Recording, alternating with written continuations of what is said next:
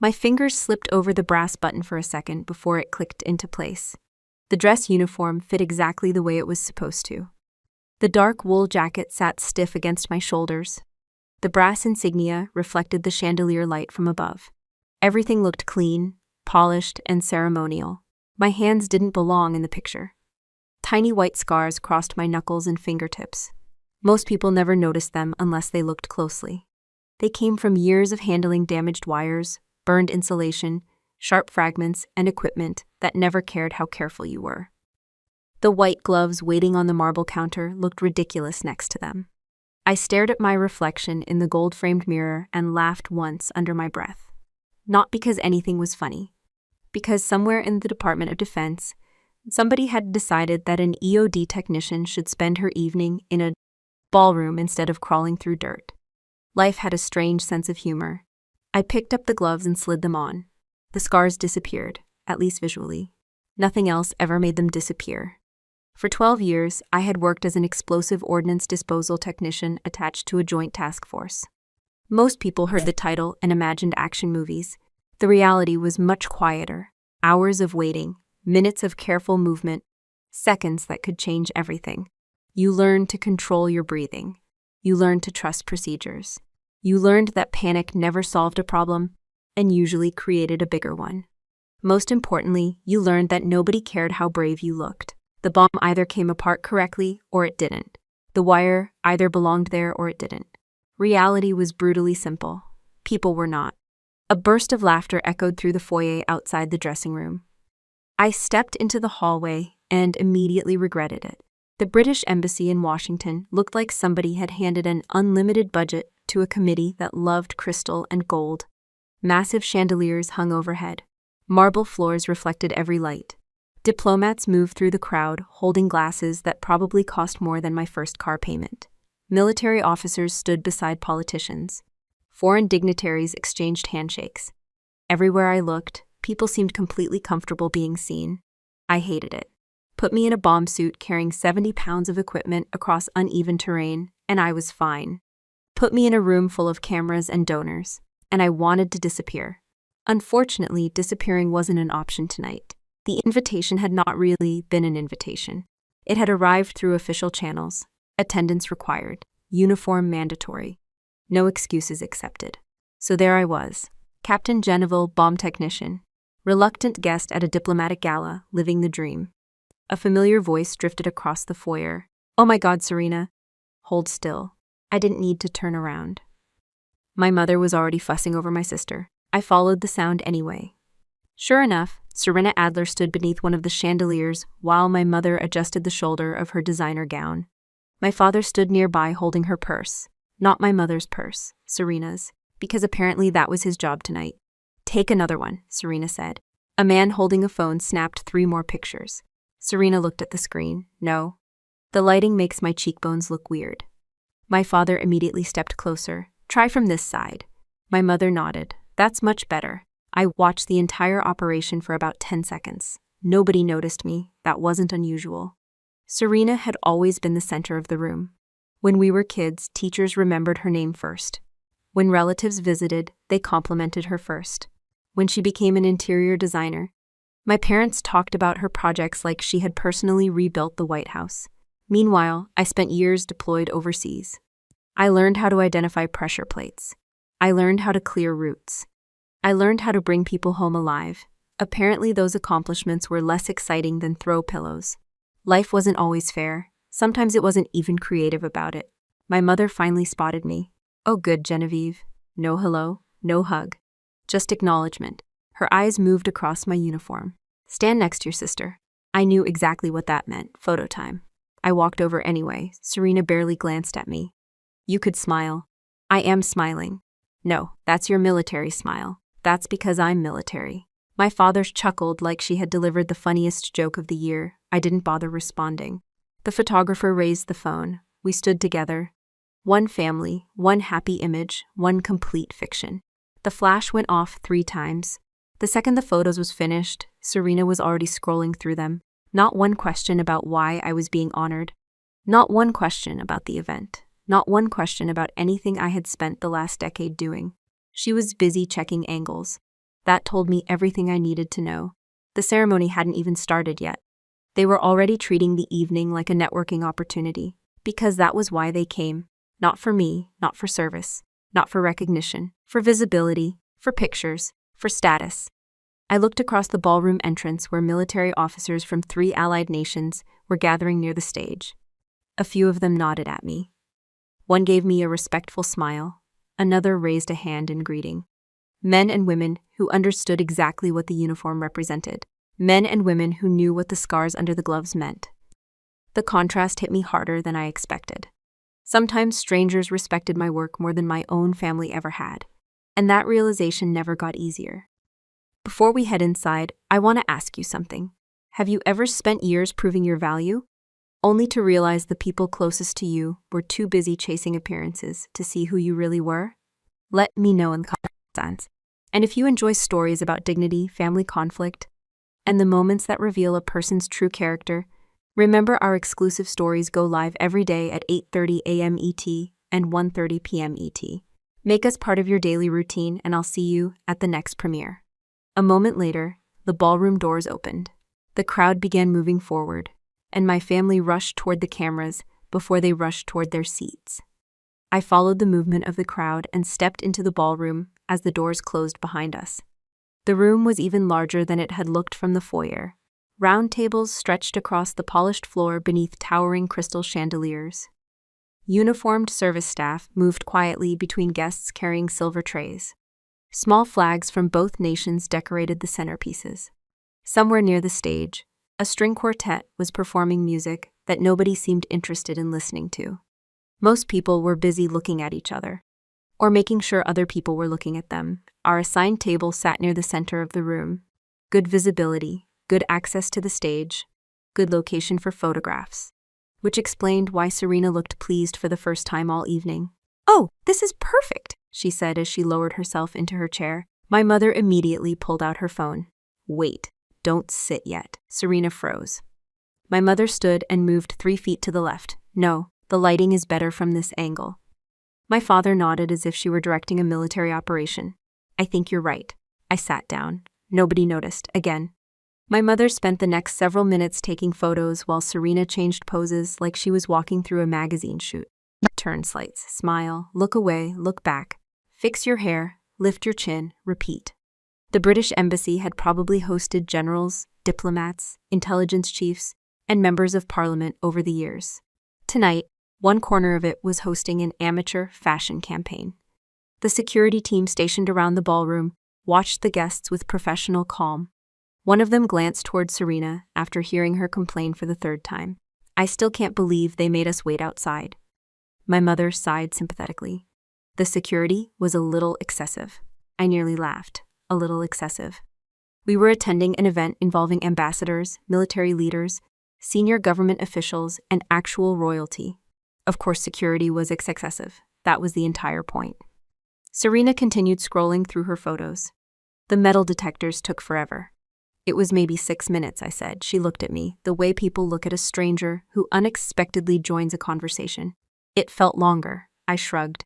"I've spent longer than that waiting for robots to clear suspicious packages."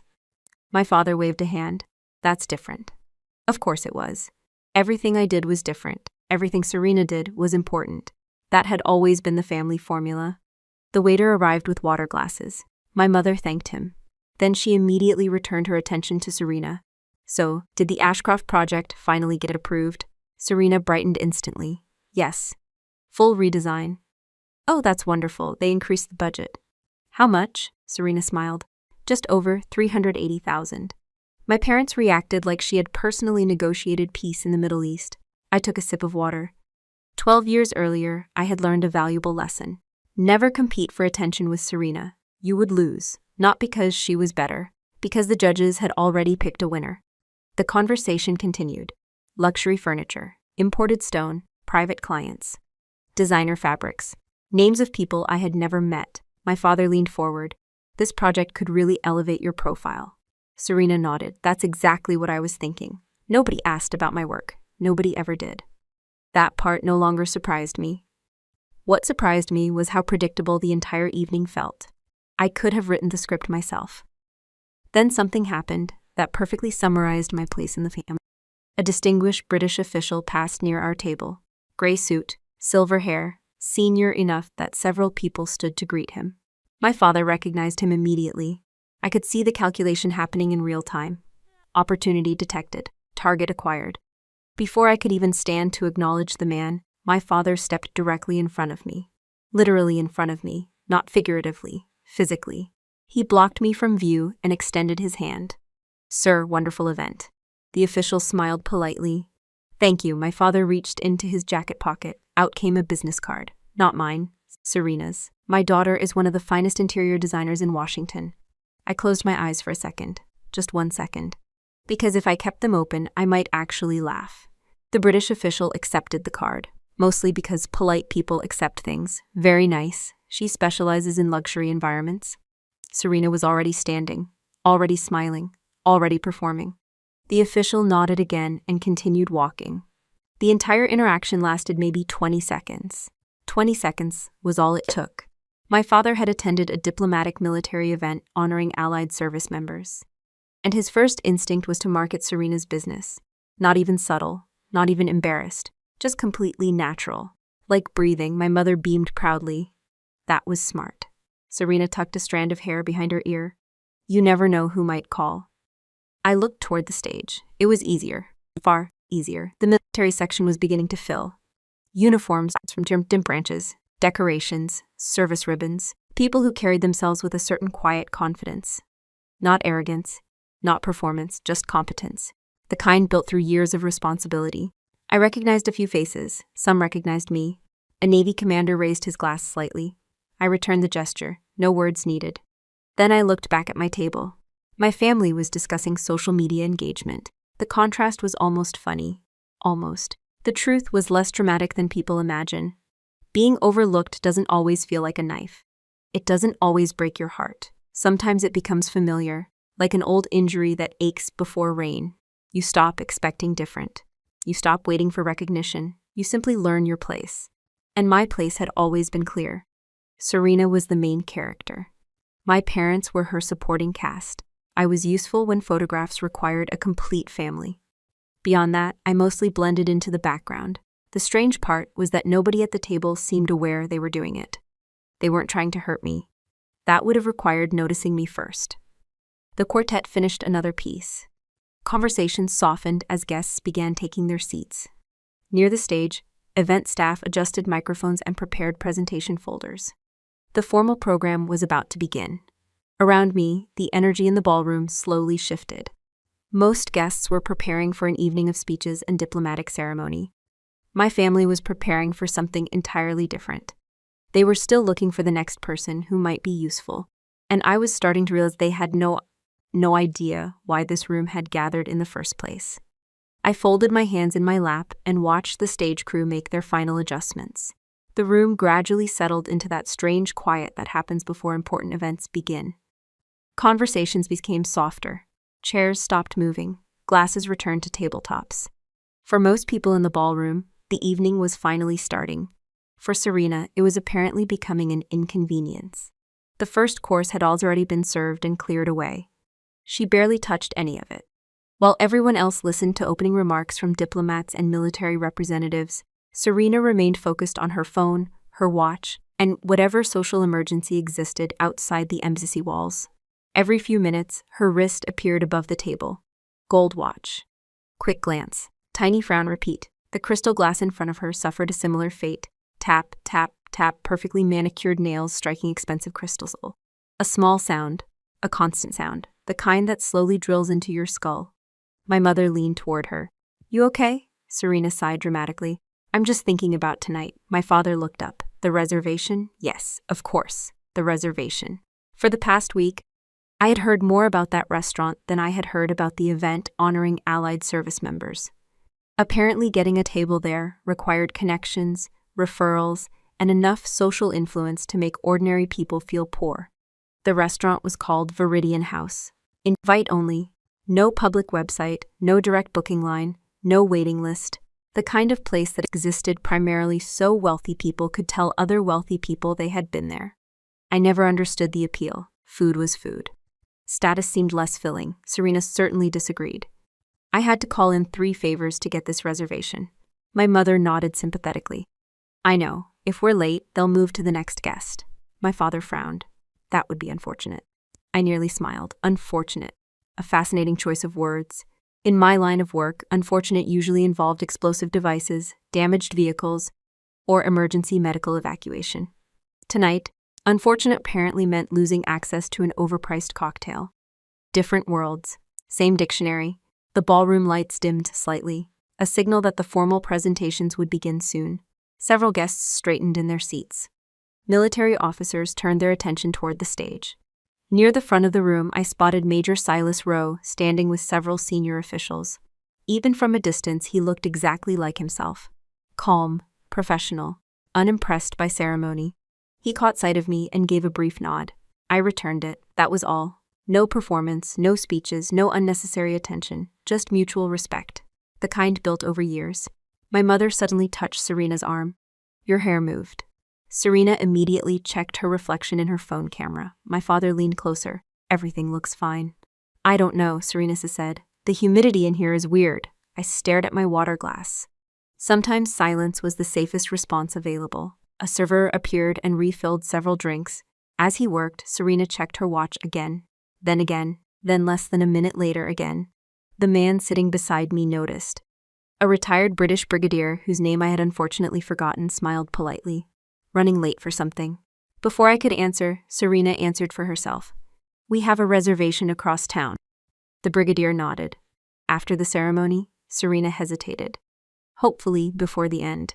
His eyebrows lifted slightly. Not enough to be rude, just enough to reveal surprise. Oh, that single word carried an entire conversation inside it. Thankfully, he was too polite to continue. The keynote portion of the evening was about to begin. Event staff moved toward their assigned positions. The large screens beside the stage illuminated. Guests turned forward. The atmosphere shifted again. The social gathering was ending. The reason everyone had come was beginning, except my family seemed completely disconnected from the change. My mother checked Serena's schedule. My father checked traffic updates. Serena checked her watch. Again. The first keynote speaker approached the podium. Applause spread through the ballroom. The speaker began discussing cooperation between allied nations, security partnerships, joint operations, shared sacrifice, important subjects, meaningful subjects. Subjects Serena ignored entirely. 5 minutes later, she leaned toward my mother. 10:30. My mother looked down at her own watch. A small crease formed between her eyebrows. Not concern about the ceremony, concern about timing. I felt something settle quietly in my chest. Not anger, not surprise, just recognition. The kind that comes when reality finally stops pretending to be something else. The speaker concluded. Applause followed. Another presenter took the stage. This was the segment everyone in uniform had been waiting for. The Allied Honors presentation. Several military guests sat a little straighter. Conversations vanished completely. A respectful stillness spread through the room. Then Serena leaned closer to my mother and whispered, unfortunately, not quietly. We need to leave in 10 minutes or they'll give our table to someone else. I stared forward. Surely my mother would tell her no. Surely even she understood the difference between a dinner reservation and a military honors ceremony. My mother checked her watch. Then she nodded, actually nodded. I know. For a second, I wondered if I had misunderstood. Then my father reached down beside his chair. He picked up his suit jacket, folded it over one arm, prepared to leave. The realization arrived with almost no emotion attached to it. That was the strange part. A younger version of me would have felt devastated. A younger version of me would have felt angry. At 33, I mostly felt tired. Tired because this wasn't new. Tired because it made perfect sense. Tired because deep down I had always known how this would play out. My family wasn't preparing to leave during some boring speech. They weren't escaping a tedious fundraiser. They were preparing to walk out during a ceremony honoring military service. My service. 12 years. Multiple deployments. Operations nobody would ever read about. People brought home alive. People who made it back to their families.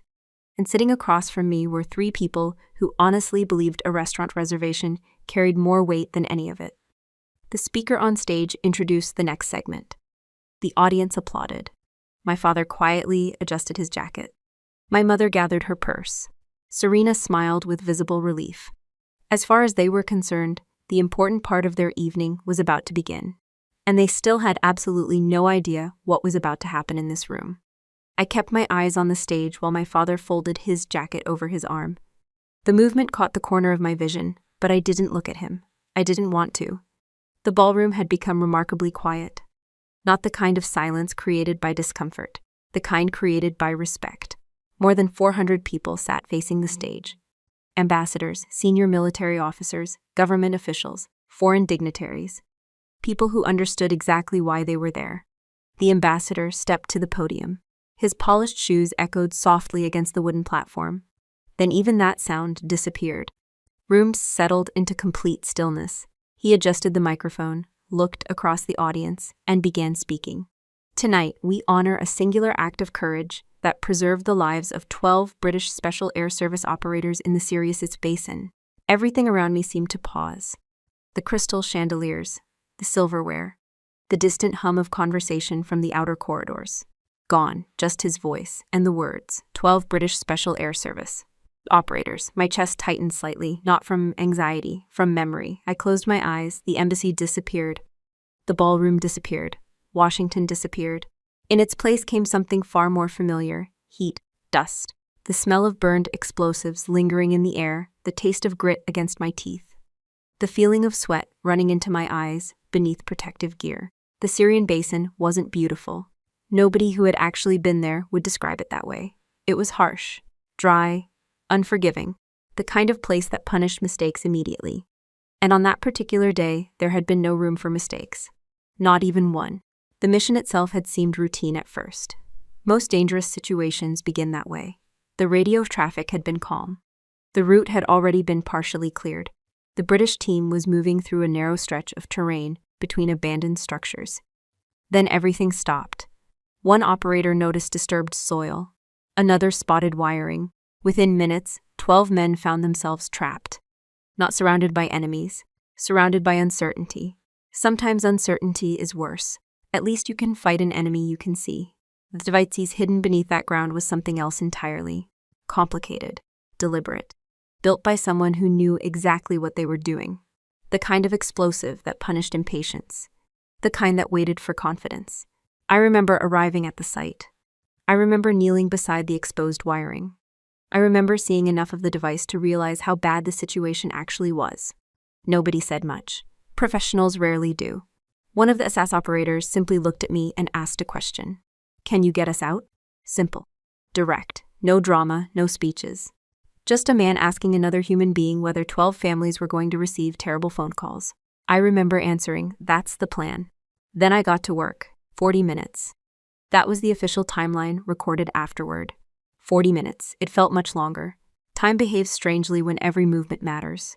You stop measuring minutes, you start measuring actions. One wire, one connector, one exposed section, one decision. Then another. And another. I remember lying flat against the dirt. I remember my shoulders cramping. I remember feeling sweat drip from my forehead, despite the dry air. I remember forcing my breathing to stay steady, not because I was fearless, because panic would have made me useless. The pressure plate buried beneath the soil had been connected to a secondary trigger system, then a tertiary backup. Whoever designed it wanted redundancy. They wanted someone like me to make a mistake. They almost got their wish. At one point, my right hand slipped slightly while clearing debris. Nothing dramatic happened. No explosion. No movie scene. Just a brief moment where 12 armed professionals became completely motionless. The memory still makes my stomach tighten, because I knew exactly how close things had come. Eventually, the final connection came free. One small movement, barely visible. Then silence, safe silence. The best kind. I remember looking up. One of the operators laughed first. Another sat down right where he was. A third simply closed his eyes for a second. Nobody celebrated. Nobody cheered. We were all too exhausted. The mission continued. The report got filed. The world kept moving. That's usually how it works. The people involved remember. Everyone else forgets. The ambassador's voice pulled me back into the ballroom. He was reading from the official citation now. Every word had been carefully written. Every sentence reviewed and approved. Formal language, precise language. language designed to become part of the historical record. I opened my eyes, the Mzimsili returned, the chandeliers, the audience, the stage. Near the front, Major Silas Rowe stood at attention. His expression never changed, it rarely did. I had served under him long enough to know what respect looked like. This was it, not emotional, not theatrical, steady, solid, the kind of respect earned through competence. The kind that cannot be faked. The ambassador continued reading, demonstrating extraordinary technical mastery under conditions of extreme danger. The room remained silent. Nobody checked their phones. Nobody whispered. Nobody moved. Except at my table, a chair shifted. Barely. My mother, another chair moved, my father. Then Serena glanced at her watch again. I felt it before I saw it. The same way you feel a storm arriving before the first drop of rain. They were preparing to leave. Actually preparing. Not joking. Not considering it. Doing it. The ambassador turned a page. The citation was reaching its conclusion. The room seemed to grow even quieter. Every person present understood they were witnessing something important. Every person except 3. My father adjusted his grip on the jacket. My mother gathered her purse beneath the table. Serena picked up her designer clutch. I stared forward. The strange thing was that I wasn't angry anymore. Anger requires expectation. By that moment, I had none left. Only clarity. A clean, cold understanding of exactly where I stood in their priorities. The ambassador looked up from the citation. His voice carried effortlessly through the ballroom. The next sentence would contain my name. The next sentence would explain why this entire evening existed. The next sentence would reveal the truth my family had ignored for years. And at that exact moment, Serena pushed her chair backward and began to stand. The scrape of Serena's chair against the floor sounded far louder than it should have. "We're going to hit traffic," she hissed, not whispered. Not quietly enough to respect the room. Just loudly enough for my parents to hear. She grabbed her designer clutch from the table. My mother immediately stood with her. A quick adjustment to her dress. A glance toward the ballroom entrance. A look at her watch. She was already mentally leaving. My father rose next, suit jacket over one arm, phone in his hand, checking directions, no doubt.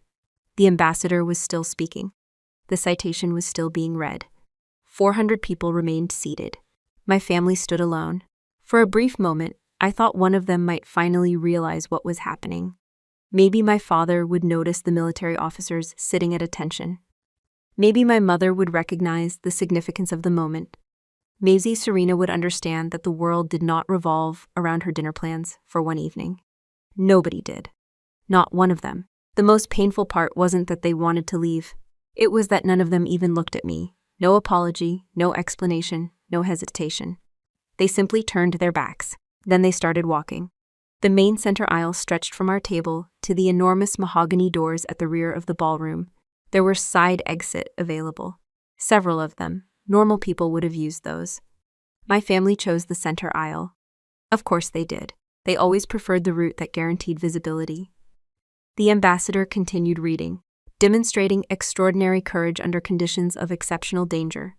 Their footsteps echoed softly across the marble. Click, click, click. Serena's heels, my mother's shoes, my father's dress shoes. The sound traveled through the otherwise silent room. People noticed, heads turned. A few guests exchanged puzzled looks. One elderly British officer frowned openly. My family remained completely unaware, or perhaps they simply didn't care. I watched them move farther away, 20 feet, 30 feet, 40 feet. 3 figures walking away from the very reason they had been invited. My heart wasn't racing. That surprised me. I would have expected anger, humiliation, something dramatic. Instead, I felt a familiar exhaustion. The kind that comes when reality finally removes its mask. There was no confusion anymore, no lingering hope, no possibility that I had misunderstood my place in the family. The evidence was currently crossing the ballroom. The ambassador turned another page. His voice remained calm and steady, professional, measured, listened. Every word mattered, because every word represented real lives, real sacrifice, real consequences. Military decorations aren't participation trophies.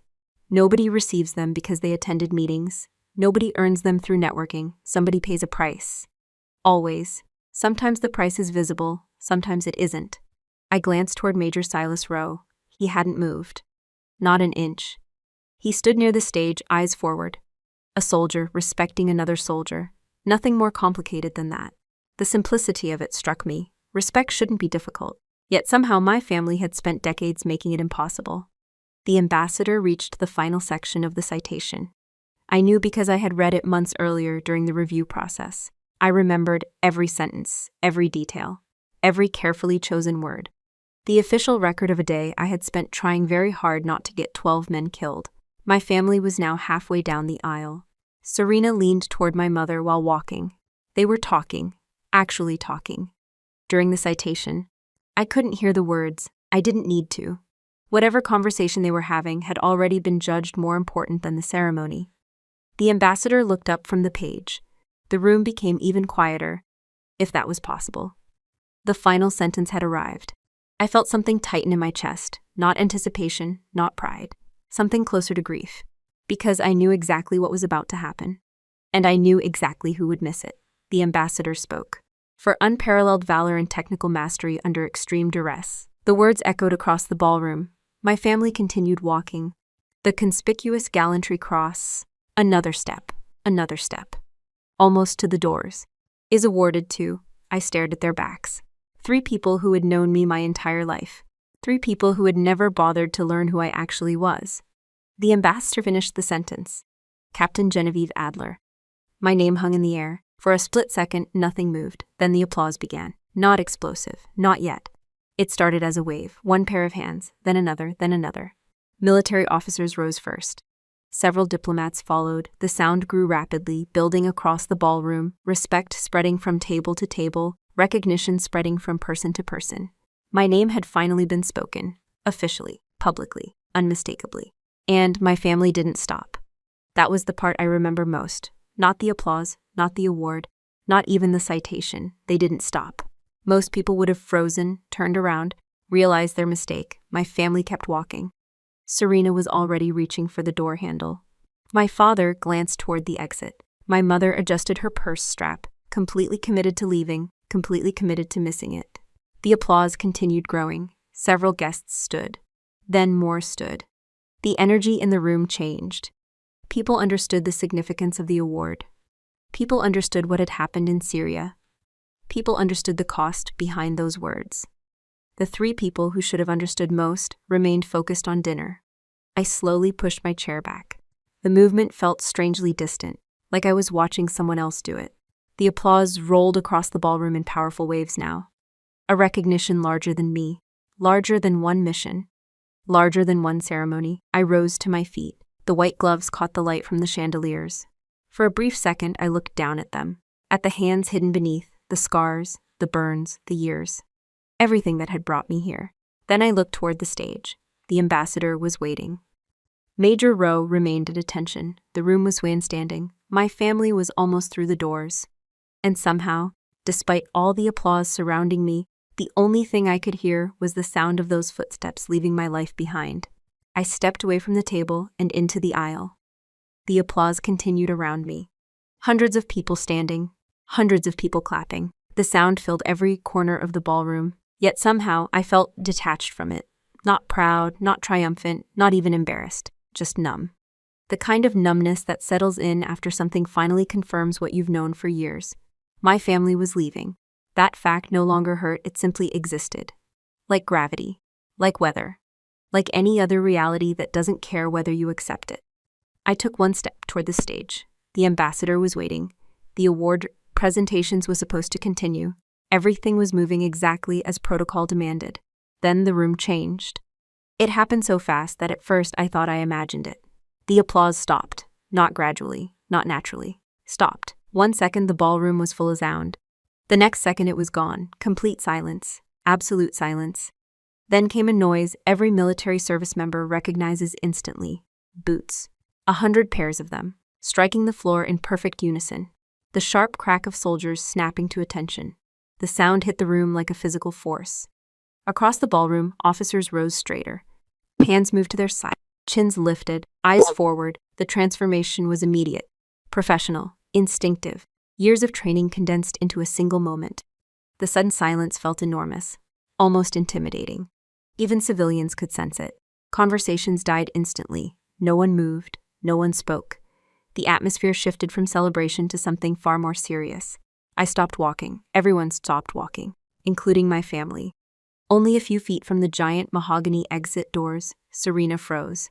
My mother turned around first. Confusion spread across her face. My father looked irritated, the kind of irritation people feel when something delays their plans. For several seconds, they simply stood there, waiting, trying to understand why nobody else was moving, why nobody was leaving, why the room had suddenly become so still. Then Serena turned completely around. I watched the exact moment her expression changed. Not fear, not yet, just confusion. She looked toward the stage. The ambassador wasn't speaking. Major Rowe wasn't moving. Neither was anyone else. The focus of the room wasn't on me anymore. It was somewhere else. My family followed the line of everyone's attention, toward the front of the ballroom, toward the elevated section reserved for distinguished guests, toward the royal box, and finally they saw it. The guest of honor had risen. The King of England was standing. Even from halfway across the room, his presence altered everything. Not because he demanded attention, because protocol demanded attention. There is a difference. People often misunderstand power. The loudest person rarely has it. The person everyone automatically obeys usually does. The king's rise had triggered an entire chain reaction. Military officers responded. Diplomatic staff responded. Government officials responded. 400 people adjusted themselves around a single movement. And now my family was trapped in the middle of it. They couldn't continue walking, not without drawing every eye in the room, not without violating every social expectation governing the event. For the first time all evening, they had nowhere to go. The realization appeared slowly. My father's posture stiffened. My mother lowered her purse. Serena tightened her grip on her clutch. Nobody looked comfortable anymore. Good. Not because I wanted revenge, because reality had finally entered the conversation. The king stepped away from his seat. A military aide moved instinctively nearby. The king gave a slight gesture. The aide stopped. The room remained silent. The only sounds came from distant ventilation and the faint clink of glass somewhere near the back. I glanced toward Major Rowe. His expression hadn't changed, but I noticed something in his eyes, not surprise. Recognition, as though he already understood exactly what was about to happen. The king descended from the platform, one step, then another. No rush, no theatrics, no attempt to create a dramatic moment, which somehow made it more dramatic. Everyone watched. Every diplomat, every officer, every guest. The king began walking down the central aisle, the same aisle my family had chosen as their personal exit route less than a minute earlier. Now they stood frozen inside it, unable to leave, forced to wait, forced to witness. Serena shifted uncomfortably. For the first time all evening, she wasn't the center of attention. For the first time all evening, attention belonged to something she couldn't control. I almost laughed. Not because it was funny, because the universe occasionally possesses a cruel sense of timing. The king continued forward. The ballroom remained perfectly silent. I could feel hundreds of eyes moving between him and me, and suddenly I understood something. This wasn't about the medal anymore. The medal mattered, the citation mattered. But something larger had taken over. Respect. Not the performative version people post online, not the version attached to status or wealth. The real version. The kind that exists regardless of whether cameras are present. The kind earned when nobody is watching. The kind built over years. The king moved closer, 20 feet away, then 15, then 10. My family remained motionless near the doors. Their restaurant reservation had vanished from their minds. Their social plans no longer mattered. Nothing mattered except the unfolding moment they had nearly walked away from. The room waited. The king approached. And for the first time all night, my parents and Serena were finally paying attention. The king continued down the aisle without hesitation. Nobody spoke. Nobody moved. 400 people stood frozen inside a silence so complete that I could hear the faint rustle of fabric as guests adjusted their posture. The ballroom had become something entirely different from the glamorous social event Serena had imagined when she picked out her dress. This was no longer a networking opportunity, no longer a diplomatic dinner, no longer a room full of important people trying to impress one another. It had become a room focused on a single act of service, a single moment, a single truth. And there was no escaping it, especially not for my family. Near the exit doors, Serena stood motionless. Her fingers remained wrapped around her designer clutch. My mother still held her purse.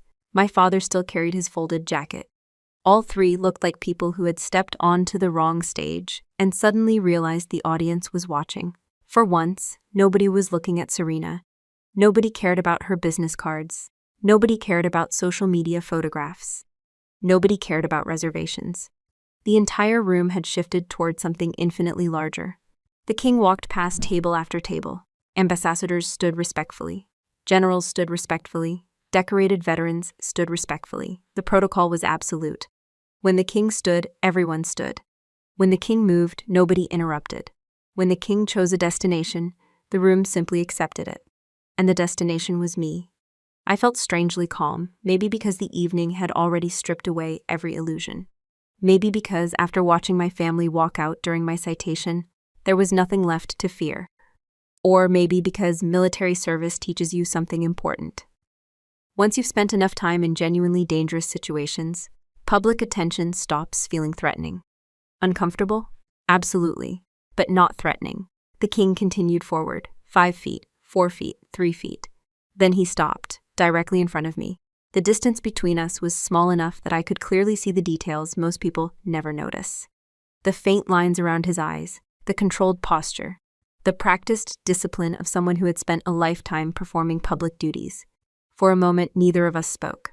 The ballroom remained silent. I became aware of my own hands. White gloves covering old scars. Scars nobody at my family table had ever asked about. Scars earned one careless movement at a time. A burn here, a cut there. Tiny reminders of jobs completed successfully. The king's gaze lowered briefly. Toward my hands, not the medal waiting on the stage, not the uniform, not the decorations, the hands. Then he looked back up, directly into Maya's eyes. People often imagine powerful individuals speak differently, louder, more dramatically. The reality is usually the opposite. The truly powerful rarely need volume. When the king finally spoke, his voice was calm, measured. Every word landed perfectly inside the silence. You brought my men home to their families. Captain Adler. The sentence traveled through the ballroom. No microphone needed, no repetition necessary. I felt something tighten unexpectedly in my chest, not because of the praise, because of the wording. Not bravery, not heroism, not sacrifice, families. That was the part that mattered. I thought about the 12 operators standing in that minefield years earlier. I thought about the relief on their faces afterward. I thought about the wives, husbands, parents, children, and friends who never received terrible phone calls because things had gone right that day. The king continued, "My nation owes you a debt we cannot repay." Nobody moved. Nobody breathed. At least that's how it felt. The room seemed suspended between 1 second and the next, and then something happened that I will remember for the rest of my life. The king lowered his head slightly, just enough to be unmistakable. Not a dramatic gesture. Not a theatrical performance, simple acknowledgement, one professional recognizing another, one human being recognizing service. Then he raised his hand and gave me a salute, a crisp, perfect, military salute. For a brief second, my brain struggled to process what I was seeing, not because I didn't understand the gesture, because I understood it completely. Every service member does. A salute is simple, but it means something. Respect, recognition, trust, gratitude. All communicated without a single extra word. I returned it immediately. Training took over before emotion could. My hand rose smoothly, my posture straightened, our eyes remained locked. The salute lasted only a moment. Yet somehow it felt larger than the award itself, larger than the ceremony, larger than the embassy. Because the gesture wasn't about rank, it wasn't about politics, it wasn't about diplomacy, it was about respect, pure and uncomplicated. Something my family had spent years withholding. Something a king had given freely. Out of the corner of my eye, I finally saw them, my parents, Serena, still trapped beside the doors. Still standing exactly where they had intended to abandon the evening. Their expressions had changed completely. Serena looked pale, not embarrassed, stunned. The kind of stunned that arrives when reality refuses to cooperate with your assumptions. My mother stared at me as though she were seeing me for the first time. Maybe she was. My father's face had lost every trace of confidence. The man who spent the evening promoting Serena's career suddenly looked very small. And none of them could leave. That was the beautiful part. Not because they were being punished. Because they were finally forced to witness. No distractions, no escape route, no dinner reservation, no social opportunity, no convenient excuse. Just truth. Standing in front of them. The king lowered his hand. I lowered mine. The silence lasted one final heartbeat, then the ballroom erupted. The applause that followed wasn't polite applause. It wasn't diplomatic applause. It wasn't the kind people offer because protocol requires it. It hit the room like a wave. Loud, powerful, unrestrained, 400 people rising together in recognition. The sound rolled across the ballroom and crashed against the walls. And through it all, my family remained frozen near the exit doors, forced to stand still and watch the moment they had tried so desperately to leave behind. The applause crashed through the ballroom like a tidal wave. Not polite, not ceremonial, not the restrained applause people offer because etiquette demands it. This was different. 400 people stood on their feet, military officers, ambassadors, diplomats, decorated veterans, foreign dignitaries. The sound rolled across the room with a force I could feel in my chest. I held the salute for a moment longer. Then I lowered my hand. My posture remained straight. My chin stayed high. Not because I was trying to impress anyone. Because for the first time all evening, I wasn't trying to disappear. The king offered a small nod. Nothing dramatic, nothing theatrical. Then he stepped aside so the formal presentation could continue. Protocol returned. The ceremony moved forward, but something fundamental had changed. The room no longer saw a quiet EOD technician standing in the aisle. The room saw exactly what I had spent 12 years becoming. And over the king's shoulder, I saw my family. Serena looked like she had forgotten how to breathe. The color had drained from her face completely. The woman who could spend 20 minutes choosing the perfect angle for a photograph suddenly looked incapable of forming a single sentence. My mother's mouth was slightly open, not because she was emotional, because she was shocked, truly shocked. The kind of shock that arrives when reality destroys a belief you've carried for years. For most of her life, she had treated Serena's social world as the center of the universe. She had spent years assuming that prestige came from appearances, from money, from connections, from being seen in the right places with the right people. Now she had just watched a king cross an entire ballroom to honor the daughter she had nearly abandoned for a dinner reservation. That realization hit harder than any argument ever could. My father wasn't looking at me. He was looking around the room, watching everyone else's reaction, watching generals applaud, watching diplomats rise to their feet, watching foreign officials approach the stage, watching 400 influential people show respect to someone he had spent years treating like an afterthought. His expression reminded me of someone checking a map and realizing he had been driving in the wrong direction for decades. The formal presentation concluded a few minutes later. I received the medal. Photographs were taken, hands were shaken. Several British officers approached to offer congratulations.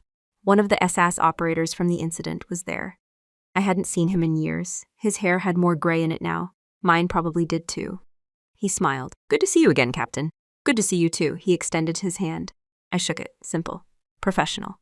Real. No performance required.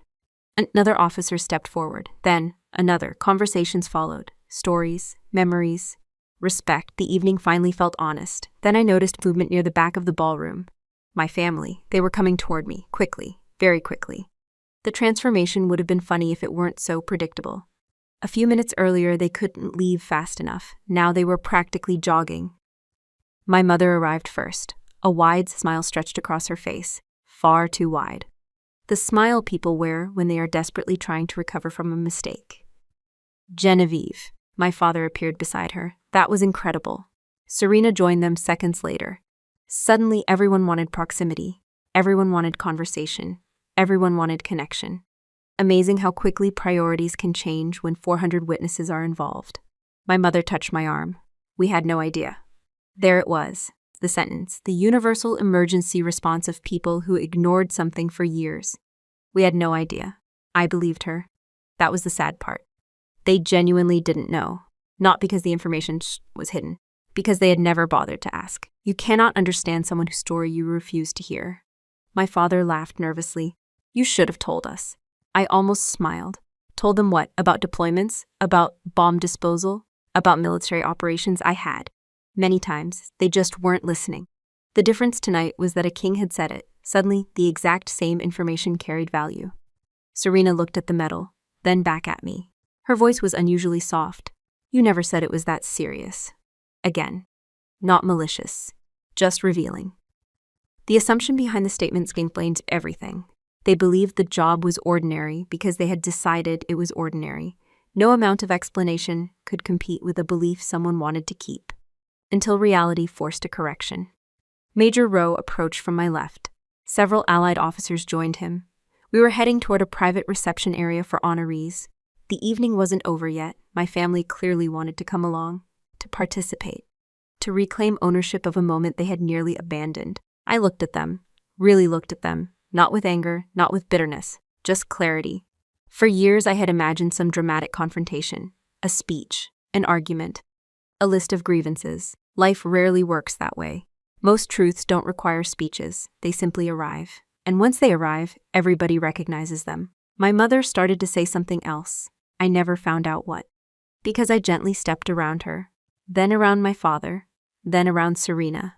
I stopped for 1 second, just long enough to meet their eyes, just long enough to leave them with something they would remember. Enjoy your dinner. That was it. No yelling, no accusations, no revenge speech. Nothing else needed to be said. I walked away with Major Rowe and the others. Behind me, nobody followed. Hours later, the embassy was quiet. The ceremony was over. The guests had gone home. Washington had settled into its usual nighttime rhythm. I found myself sitting alone on a bench near the Lincoln Memorial. The city lights reflected softly across the water. The medal rested in my hands, heavy, cool, real. For a while I simply sat there, thinking, not about my family, not about the king, not even about the award. I thought about dignity. People spend years chasing it from the wrong places. Parents, friends, coworkers, strangers. They beg for approval. They negotiate for respect. They shrink themselves, hoping someone will finally recognize their worth. The truth is simpler. Dignity is not something another person gives you, and it is not something they can take away. Real dignity begins the moment you stop asking permission to matter. The moment you understand your value doesn't depend on who applauds, or who leaves, or who stays. I looked down at the medal one last time, then out across the quiet city. Some people need you to remain small because your growth exposes their blindness. That isn't your burden to carry. The most peaceful victory isn't proving them wrong. It's outgrowing the need for them to be right, and having enough grace to let them walk away. Just as they once tried to walk away from you. A few weeks after the ceremony, people kept asking me the same question. They wanted to know what it felt like. Not the medal, not the embassy, not even meeting the king. They wanted to know what it felt like watching my own family walk away during one of the most important moments of my life. The honest answer usually surprised them. It didn't feel like betrayal. Not exactly. Betrayal requires trust. And by that point, I had spent enough years understanding my family to know exactly who they were. What hurt wasn't what happened that night. What hurt was realizing how long I had been waiting for something that was never coming. For years, I believed that if I worked harder, achieved more, sacrificed more, or proved myself enough times, eventually my family would look at me differently. I thought there was some invisible finish line, some achievement that would finally earn their respect. A promotion, a deployment, a medal, something, anything. But life taught me a lesson I wish someone had taught me much sooner. You cannot earn appreciation from people who are using the wrong measuring stick. My family wasn't evaluating me based on character. They weren't evaluating me based on service. They weren't evaluating me based on responsibility, sacrifice, or integrity. They were evaluating everyone based on visibility. Who looked successful? Who sounded impressive? Who attracted attention? And when that's the measuring system, some of the most valuable people in the world will always lose. Think about it. The nurse working a 12-hour shift. The mechanic keeping emergency vehicles running. The teacher spending her own money on classroom supplies. The military service member deployed far from home. The father working overtime to keep the lights on. The mother holding a family together while nobody notices. These people rarely make headlines. They rarely get standing ovations. Yet, society falls apart without them. The older I get, the more I realize that many families create roles without meaning to. There's often a golden child, the one who receives the attention, the praise, the excitement. Then there's someone else, the reliable one, the responsible one, the one everybody depends on but rarely celebrates. The dangerous part is that these roles can become so normal that nobody questions them anymore. Not even the people being hurt by them. I certainly didn't. For a long time, I accepted my role. I convinced myself it didn't matter. I told myself I was tougher than that I didn't need recognition, that I didn't care. Some of that was true, some of it wasn't, because every human being wants to feel seen. Every human being wants to believe that the people closest to them understand who they are. There is nothing weak about that desire. The mistake happens when we build our self-worth around it. One of the biggest lessons I learned from that night is that achievement cannot heal emotional hunger. People think success solves everything. It doesn't. You can earn medals, build businesses, make money, win awards, reach goals, and still find yourself wanting approval from someone who refuses to give it. Success changes your circumstances. It doesn't automatically heal old wounds. That healing begins when you stop placing your value in someone else's hands. I wish I had understood that sooner. I wish someone had told me that respect and recognition are not the same thing. A person can recognize your success without respecting you. A person can praise your accomplishments while still failing to appreciate your character. Real respect runs deeper. It shows up in how people treat you when there is nothing to gain. It shows up in the conversations they have when you aren't in the room. It shows up in whether they listen when you speak. It shows up in whether they make space for your life, your experiences, and your perspective. The king recognized my service that evening. But what moved me most wasn't the recognition. It was the respect. There is a difference, a very important difference. If you're watching this and you've spent years feeling invisible inside your own family, I want you to hear something clearly. You do not need to win some giant victory to prove your worth. You do not need a public moment. You do not need applause. You do not need somebody powerful to validate your existence. Your value does not begin when other people finally notice it. Your value existed before they noticed, and it will continue to exist even if they never do. That lesson changed my life. Not because it made me angry, not because it made me cut people off, because it made me free. The day you stop chasing validation is the day you stop giving other people control over your peace. And peace is worth far more than approval. Looking back now, I don't think the most important thing that happened in that ballroom was the award. It wasn't the applause. It wasn't even the salute. The most important thing was the realization that I no longer needed my family's permission to feel proud of the person I had become. That realization stayed with me long after the ceremony ended. And if there's one thing I wish someone had told me years earlier, it's this. The strongest adults aren't always the most celebrated. They're the ones who keep moving forward, even when nobody is cheering. Because they finally understand that their worth was never up for a vote. The strange thing is that my life didn't suddenly become perfect after that night. A lot of people imagine stories ending with some magical transformation. The family finally understands, everyone apologizes, old wounds disappear, the credits roll. Real life is usually less dramatic. And honestly, the weeks after a ceremony were surprisingly normal. I went back to work, I went back to training. I went back to reports, briefings, inspections, and all the ordinary responsibilities that make up military life. Bombs didn't suddenly become less dangerous because I received a medal. Deadlines didn't disappear, life kept moving. What changed wasn't my job. What changed was me. For years, I had spent an enormous amount of energy trying to explain myself to people who had already decided not to listen. I didn't realize how exhausting that was until I stopped doing it. Maybe some of you know exactly what I'm talking about. You explain your choices, you explain your career, you explain your priorities, you explain why something matters to you. Then a week later, you're explaining the exact same thing again because nobody was paying attention the first time. Eventually, you start wondering whether you're the problem. Maybe you're not communicating clearly enough. Maybe you're expecting too much. Maybe you're being unreasonable. I used to think that. Then one day I realized something simple. People who genuinely care about understanding you usually make an effort to understand you. People who don't care usually don't. That realization saved me years of frustration. One of the most common messages I receive now comes from people who feel invisible inside their own families. And what's interesting is that their jobs are often very different. Some are military, some are nurses, some drive trucks, some work construction, some teach school, some repair equipment, some work night shifts while everyone else sleeps. Many of them tell the same story. The flashy sibling gets attention, the loud sibling gets attention, the successful sibling gets attention. Meanwhile, the dependable sibling quietly keeps everything running and barely gets noticed. I understand that feeling. Probably more than I wish I did. But here's what I learned. Being useful and being appreciated are not the same thing. A lot of people spend their entire lives confusing the two. Your family might depend on you. Your workplace might depend on you. Your friends might depend on you. That doesn't automatically mean they appreciate you. Appreciation requires awareness. It requires gratitude. It requires recognition. And unfortunately, some people become so accustomed to your reliability that they stop seeing it altogether. You become part of the furniture, not because you're unimportant, because you're always there. Think about electricity. Most people don't appreciate electricity until the power goes out. Then suddenly, everyone notices what was quietly supporting their life the entire time. Many responsible people live exactly like that.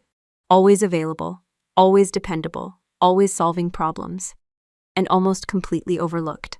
One lesson that changed my relationships forever was learning to pay attention to actions instead of words. Words are easy. Words cost nothing. Actions require investment. Anybody can say they love you. Anybody can say they support you. Anybody can say they're proud of you. The better question is this: how do they treat you when nobody is watching? Do they listen when you speak? Do they remember things that matter to you? Do they show up when you need them? Do they make room for your accomplishments, or only their own? Those questions reveal far more than speeches ever will. Looking back, the warning signs had always been there. I simply didn't want to see them. Not because I was naive, because I was hopeful. Hope is a beautiful thing, but hope becomes dangerous when it prevents you from accepting reality. One of the healthiest decisions I ever made was stopping my habit of chasing approval. Not because approval is bad. Everyone enjoys encouragement. Everyone likes appreciation. The problem begins when your self-worth depends on it. That's a dangerous arrangement, because the moment someone controls your validation, they control your peace. And peace is too valuable to hand over to anybody else. I remember sitting with Major Rowe several months after the ceremony. We were reviewing training schedules when he asked me a question. "How's your family?" I laughed. Not because it was funny, because it was complicated. He nodded immediately. He understood. People who have lived long enough usually do. Then he said something I've never forgotten. "Don't build your opinion of yourself using borrowed materials." That sentence stuck with me, because that's exactly what many of us do. We build our confidence using other people's opinions, other people's approval, other people's praise, other people's expectations. The problem is that borrowed materials don't belong to us. The moment someone takes them back, everything collapses. Real confidence has to be built differently. It has to come from your values, your effort, your integrity, your character, the things nobody can take away. These days, my life is much quieter, not because people suddenly changed. Because I changed. I stopped trying to convince everyone to see my worth. I stopped arguing for my value. I stopped auditioning for acceptance, and something surprising happened. The less I chased validation, the more peaceful I became. Not perfect. Not immune to disappointment, just peaceful. Because adulthood isn't learning how to make everyone appreciate you. Adulthood is learning how to remain secure, even when some people never will. And that lesson turned out to be worth far more than any medal I ever received. As I sit here thinking about everything that happened, I realize something.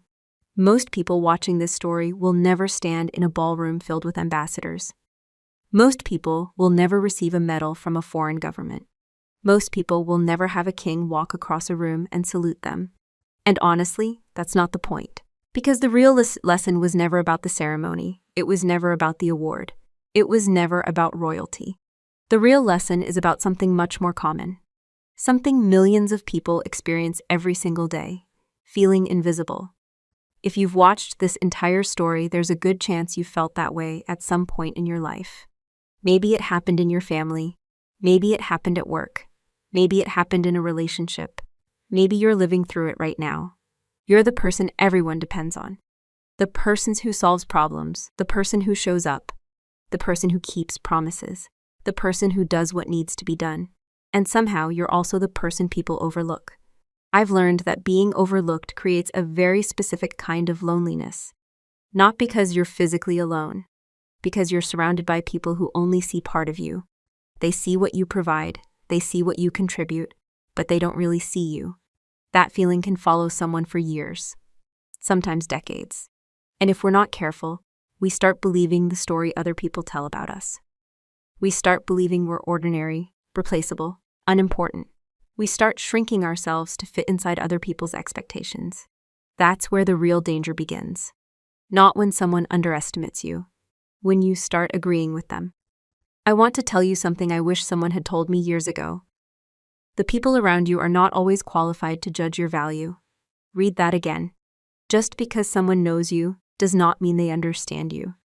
Just because someone raised you does not mean they see you clearly. Just because someone loves you does not mean they recognize your worth. Human beings are imperfect. We all have blind spots. We all make assumptions. We all miss things. Some parents miss things. Some spouses miss things. Some friends miss things. And sometimes the person they miss is standing right in front of them, you.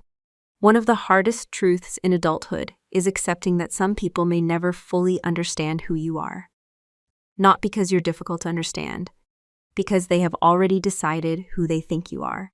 Changing that picture can be nearly impossible. The good news is that you don't actually need to. You don't need everyone to understand you. You don't need everyone to approve of you. You don't need everyone to validate your choices. What you need is something much simpler. You need to be able to look at yourself honestly. You need to know whether you're living according to your values. You need to know whether you're treating people well. You need to know whether you're building a life you can respect. Everything else is secondary.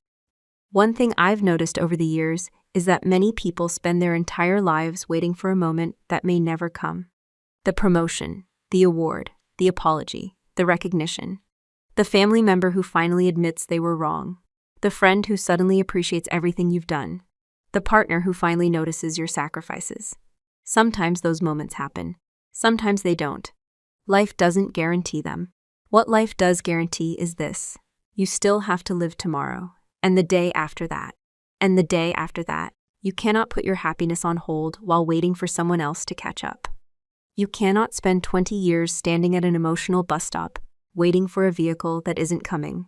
At some point, you have to continue your journey, whether they join you or not. That isn't bitterness. That isn't revenge. That's maturity. The older I get, the more I believe that dignity is one of the most valuable things a person can possess. Not pride, not ego, dignity. The quiet confidence that comes from knowing who you are.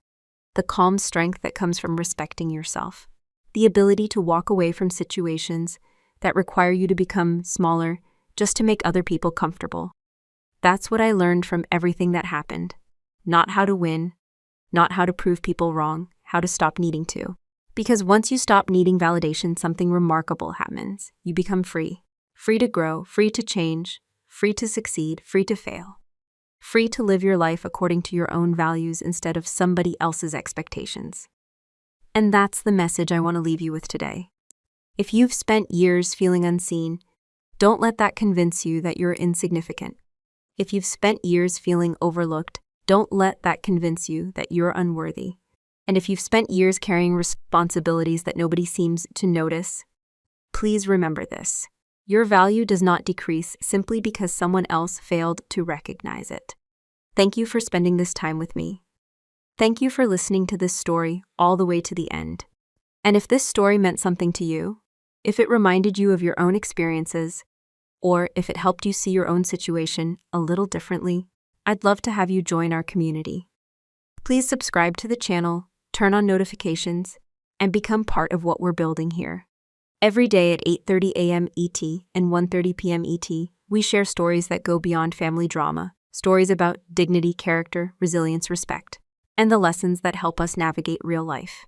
Until the next story, take care of yourself, and never let anyone convince you that your worth depends on their ability to see it.